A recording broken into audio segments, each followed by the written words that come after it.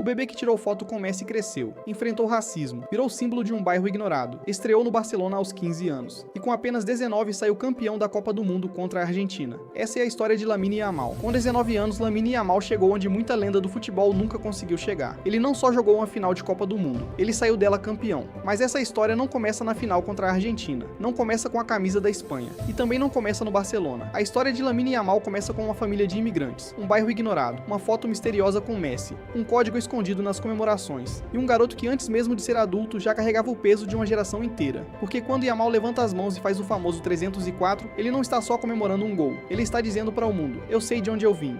E talvez seja exatamente por isso que essa história é tão pesada. Lamine Yamal nasceu na Espanha, mas carrega no sangue uma mistura que explica muito da sua trajetória. O pai é marroquino, a mãe tem origem na Guiné Equatorial, e ele cresceu em Rocafonda, um bairro de Mataró, na Catalunha, que por muito tempo foi visto com preconceito, tratado como periferia, como lugar esquecido, como um canto que muita gente preferia ignorar. Só que foi dali que saiu o menino que mudaria o futebol espanhol. E tem uma coincidência nessa história que parece até roteiro de filme. Quando o Yamal ainda era bebê, ele participou de uma sessão de fotos beneficente do Barcelona. Colocaram aquele bebê em uma banheira azul. E quem apareceu para posar ao lado dele? Lionel Messi. Na época, Messi ainda estava começando a virar o monstro que o mundo conheceria depois. Yamal era só um bebê. Ninguém sabia o que aconteceria. Ninguém imaginava que anos depois aquele bebê estaria em uma final de Copa do Mundo contra a Argentina de Messi. Parece exagero, mas o futebol adora criar essas histórias impossíveis. Só que entre aquela foto e a taça do mundo, existia um caminho muito mais difícil do que parece. Yamal cresceu dividido entre a casa do pai e da mãe. A família enfrentou dificuldade financeira. A rotina não era de luxo. Não tinha cenário perfeito.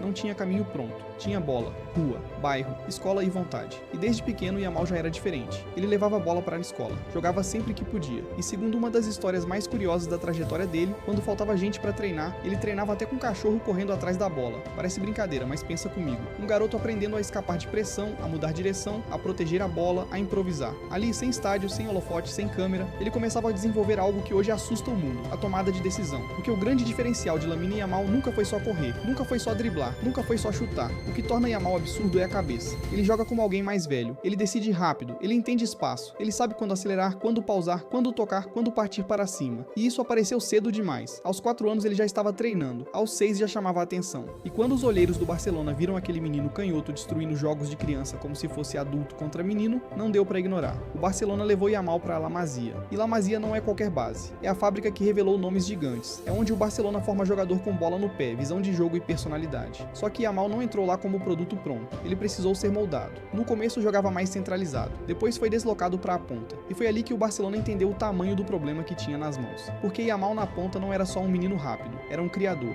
um desequilibrador, um jogador capaz de receber marcado, levantar a cabeça e escolher a jogada certa. Aí veio a pandemia, e como aconteceu com muitos jovens atletas, o desenvolvimento dele poderia ter sido travado, treino parado, jogo parado, contato limitado. A base que é feita de repetição e competição simplesmente perdeu o ritmo, mas enquanto muita gente parou, Yamal continuou consumindo futebol, vendo vídeos dos ídolos, Messi, Neymar, jogadores que não tinham medo de tentar, jogadores que faziam do improviso uma arma, e quando o futebol voltou, ele voltou ainda mais forte. Só que o cenário do Barcelona era outro, o clube estava machucado, Messi tinha ido embora, a crise financeira apertava, o time precisava se reconstruir, e quando um gigante fica sem dinheiro para comprar a solução pronta, ele olha para dentro, olha para a base, olha para La Masia. Foi assim que nomes jovens começaram a ganhar espaço. Pedri, Gavi, Ansu Fati e depois Lamine Yamal.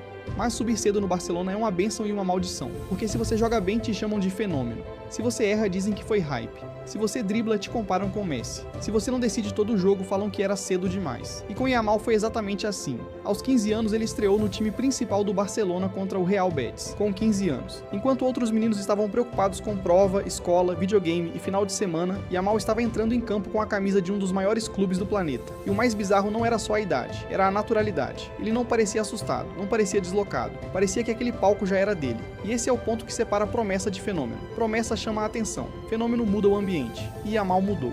No Barcelona começou a empilhar jogos, dribles, assistências, participações importantes e atuações que faziam o torcedor esquecer por alguns minutos que estava vendo um adolescente. Só que crescer rápido demais também cobra caro, porque Yamal virou estrela antes de virar adulto, virou comparação antes de terminar de se formar, virou símbolo antes de poder escolher se queria carregar esse peso. E aí entra uma parte ainda mais forte da história. Yamal não teve que provar só que era bom de bola, ele teve que provar que pertencia. Mesmo vestindo a camisa da Espanha, mesmo sendo uma das maiores joias do país, ele enfrentou racismo, comentários preconceituosos e questionamentos sobre suas origens.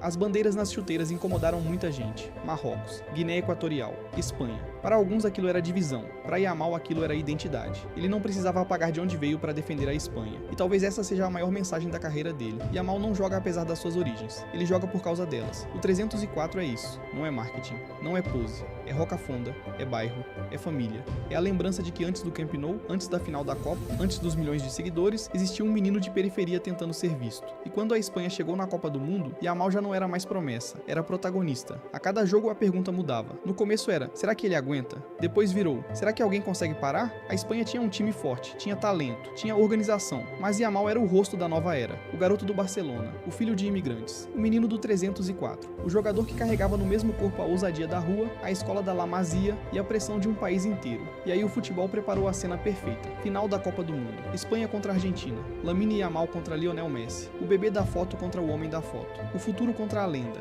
o garoto de 19 anos contra o jogador que inspirou uma geração inteira. Era impossível não olhar para aquilo e sentir que o futebol estava fechando um ciclo. Messi, campeão do mundo em 2022, tentando mais uma página impossível. Yamal, com 19 anos, tentando escrever a primeira grande página da sua própria era. E no fim a Espanha venceu. A Argentina caiu. E Lamine Yamal virou campeão do mundo, com apenas 19 anos. Pensa no peso disso. Aos 15 estreou pelo Barcelona. Aos 16 já era tratado como fenômeno. Aos 17 já carregava comparação com os maiores. Aos 19 campeão da Copa do Mundo. Isso não é normal. Isso não é só talento. Isso é trajetória de jogador que muda geração. Mas talvez o momento mais simbólico não tenha sido só a taça. Foi ver o mundo inteiro olhando para Yamal e entendendo que aquela não era apenas a vitória de um garoto. Era a vitória de uma história. Do bairro que foi subestimado. Da família que atravessou dificuldades. Dos filhos de imigrantes que crescem tendo que provar o dobro. Das crianças que olham para uma tela e pensam, se ele saiu de onde saiu, talvez eu também consiga. E ainda tem o irmãozinho Kane, que virou xodó nas redes, aparecendo como o lado mais humano dessa história. Porque enquanto o mundo vê Yamal como craque, como fenômeno, como herdeiro de uma era, a família ainda vê o Lamine, o menino, o irmão, o filho. O garoto que cresceu rápido demais, mas que ainda carrega no olhar uma história muito maior que futebol. Por isso, quando alguém fala que Lamine Yamal é só hype, talvez não tenha entendido nada. Hype passa, história fica e Yamal já tem história. Barcelona, La Masia, Rocafonda, Messi, Copa do Mundo. E agora é uma taça que coloca o nome dele em uma prateleira que pouca gente alcança tão cedo. A pergunta não é mais se Lamine Yamal é o futuro. A pergunta agora é outra. Quanto tempo vai demorar para o mundo admitir que o futuro já começou? Porque Messi escreveu a era dele, Cristiano escreveu a dele, Neymar encantou a dele, Mbappé chegou cedo no topo, mas agora existe um garoto de 19 anos, campeão do mundo pela Espanha, criado no Barcelona, formado em La Masia, que olha para o futebol como se o peso do mundo fosse só mais um marcador para driblar. E talvez essa seja a coisa mais assustadora. Lamine Yamal ainda está começando. Comenta aqui embaixo. Yamal é o futuro ou ainda é cedo? Se inscreve no canal e deixa seu like, nos vemos na próxima.